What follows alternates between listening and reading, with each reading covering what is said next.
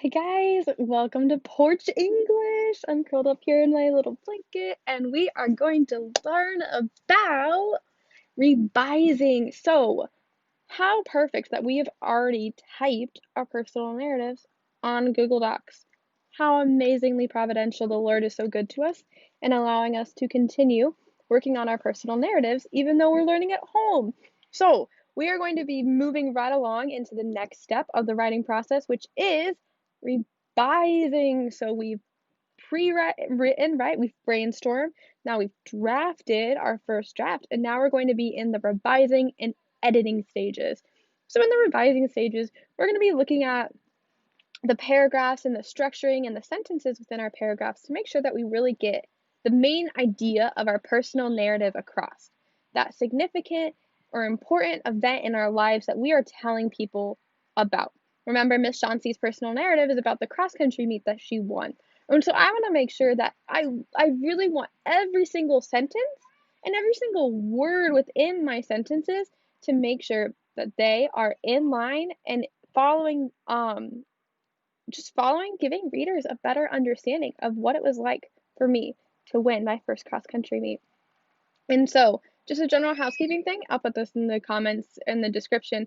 Your personal narrative will be due the Tuesday before Thanksgiving. So, not next Tuesday, but the Tuesday before.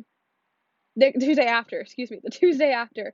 We want to get those wrapped up with a nice little bow on them before we go off to Thanksgiving. I don't think we need to extend them after Thanksgiving. We have worked for long enough on them. And we're in our last few stages of writing, so I don't think it'll be a problem at all.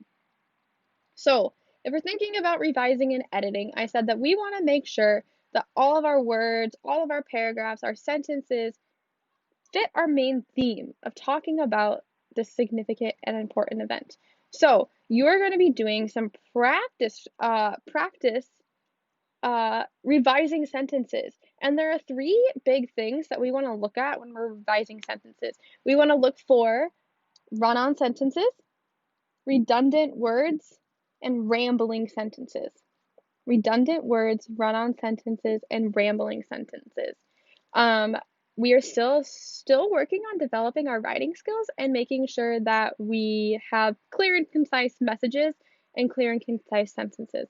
And so sometimes rambling sentences happen when we don't have a clear and concise message or point to our sentence. It can almost sometimes be like a run-on sentence and have a few different ideas or a few different points within one sentence, and it just goes on and on when you should have broken up your sentence, your one long sentence, right? If you think of a run-on sentence as a sentence that's just too long to be one sentence, and it should be broken up into other sentences.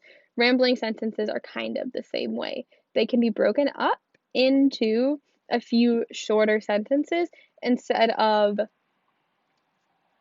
confusing your reader or just dragging out one sentence way longer than it needs to be. If you start having too many verbs, too many subjects, too many ideas within one sentence, it's time to break it up into some shorter sentences. So let me read for you an example of a rambling sentence. A group of beautiful spruce trees adorns the lawn outside our home, comma, and last Tuesday a swarm of bees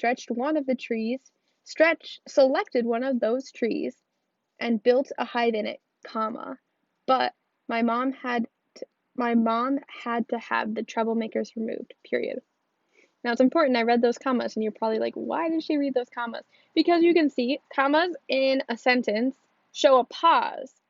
It's a natural place for you to pause, take a breath.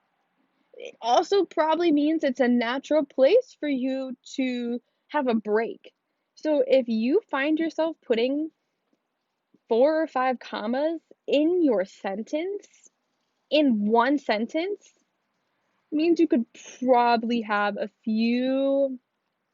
um, a few sentences in your one long sentence, because commas show a break.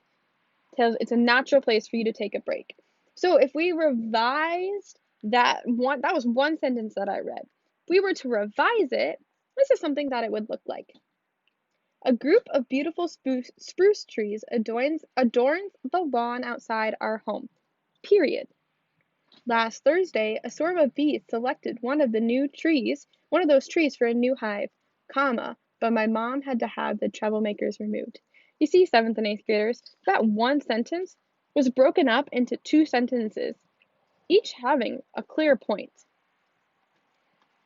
For run-on sentences, it's a similar thing. A similar thing to rambling is that you have more than one point, more than one idea stretched into one sentence, either through commas or through words like and or but. If you find yourself using and, this happened, and this happened, and this happened, it's probably a really good check that you could put a period, add a capital letter, and take out the and have a new sentence. That is one thing that I want you guys express explicitly to look for within your personal narratives. Make sure that you don't say, we woke up and we got dressed and we had breakfast and then we went to the lake and then this happened and then this and then this, then you have your period.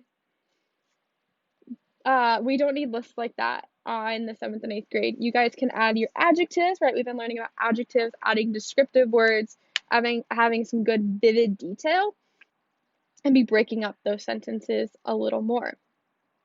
Now, there is such thing as adding too much detail, and that comes into my third point. It's called redundant words. A redundant word means you are saying the same thing way too many times.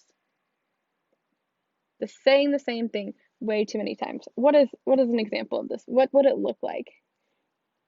Excuse me, let me get to my page.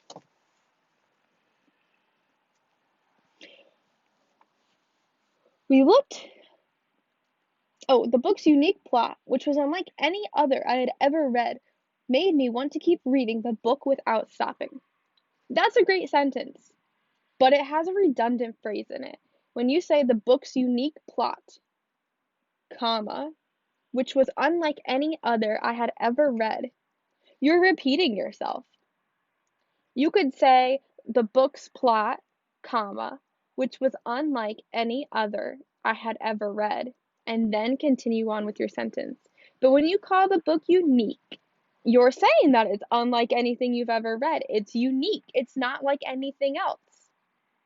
So to say that to describe it as unique, but then to have that other qualifying phrase in it, it's redundant and it's not necessary for your sentence. And so I want you guys also to look at that.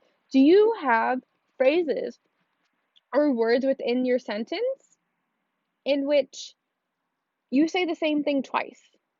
There's such thing as having description, and that's really important. And I think this is going to be a little tricky for us to understand at first. The difference between being descriptive and being redundant, because it is important to be descriptive, 7th and 8th graders, but it is not okay to be redundant. And there comes a point when our descriptions become redundant. And so we need to make sure and watch for that. And if we are describing something, but it's just like saying the tiny miniature doll, a miniature doll is tiny.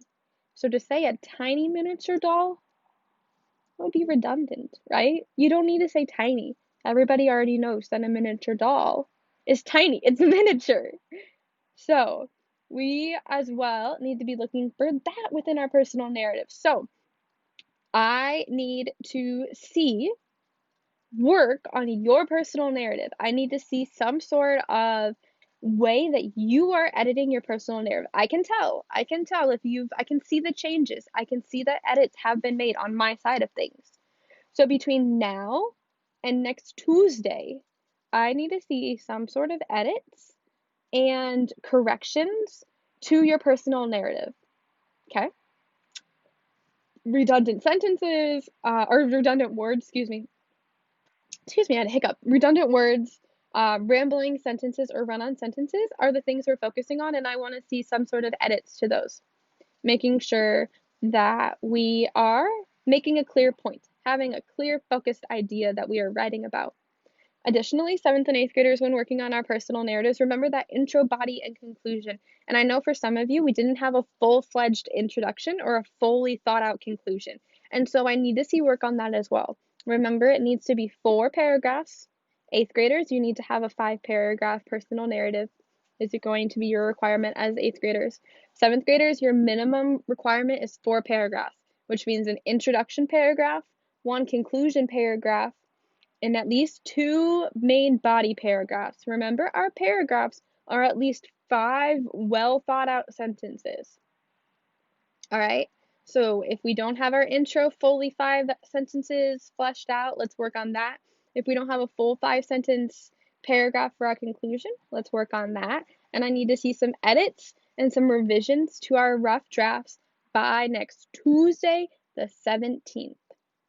I'll be looking for that. And in the meantime, we're going to continue working and practicing on revising, rambling, and run-on sentences so you guys get the hang of things. But keep working on your personal narratives, keep adding to them and writing them up